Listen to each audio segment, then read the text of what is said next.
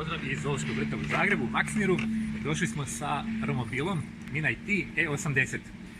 Vrijeme je fenomenalno, baterija napunjena, mogu s njom preći negdje do 20 km, ukoliko mi malo smršavio, bez problema to dostigao. Ono što je interesantno za ovaj tu romobil jeste da on ima stražnji pogon, znači većina romobila inače ima prednji pogon, ovo ima stražnji pogon.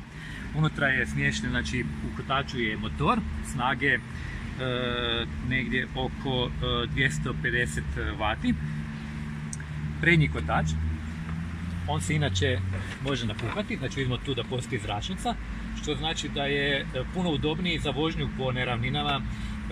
8 inča je promjer kotača, ne smete nam nikakve grabe, nekakvi šahtovi uvučeni, ispupčeni, bez problema prelazimo s time. Vrlo lako se inače ovaj romobil E80 može i preklopiti, sad ću pokazati kako je preklapanje, znači dovoljno ovako that's it. I ovdje ja gledam druge životinje, međutim neću baš tako brzo otići odavde. Gdje ćemo pokazati malo i šta ima ovaj tu romobil iz Mina IT-a, znači E80. Imamo tu ekran na kojem se može vidjeti isto tako, znači koliko sam prešao kilometara. Ovo tu mod 3, to su brzine. Ako stisnem prvu brzinu, onda idem vrlo sporo, što je zgodno znači za malu djecu kad djeca se uče. Mod drugi je brži i u modu 3 mogu ići do 25 km na sat. Ono što je zgodno. Isto tako da ovaj tu, znači guvernal, mogu podešavati po visini. Znači zgodno za visoke, za niske. Maksimalna težina koju ovaj tu romobil podnosi je 100 kg. Baterija se puni negdje otprilike oko 3 do 3,5 sata. Imam još nekih par stvari, recimo tu mi je truba. Znači mogu kad prolazim pored tapira ili pored merkata mu potrubiti, mahnuti, on meni isto mahne i to je to. Imam čak i svjetlo. Znači evo sad ćemo pokazati naprijed. Svjetlo.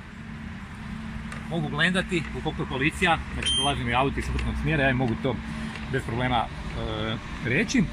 Ovdje je kočnica, električno, znači električno kočenje i kada se pritisne kočnica, ovdje je pozicijsko svjetlo.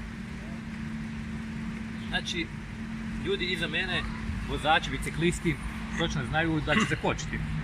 Ovdje je gas, ali se ništa ne čuje, znači totalno bešuman.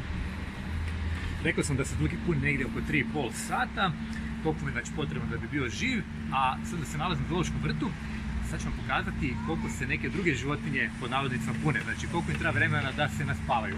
Pa evo sad ćemo ovdje pogledati neke stvari, ovako nam ne otkrijem sve i da vidimo. Znači očekivano čovjek 8 sati na dan, 8, ono davno krajem 19. stoljeća, što je određeno, znači 3x8 za radnička prava i no.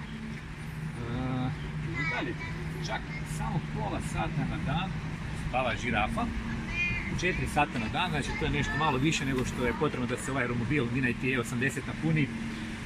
Spava slon. 15 sati dvopusti ljenjevac, ima dobar naziv. 18 sati na dan koala, a rekorder je afrički lav. Nije loše.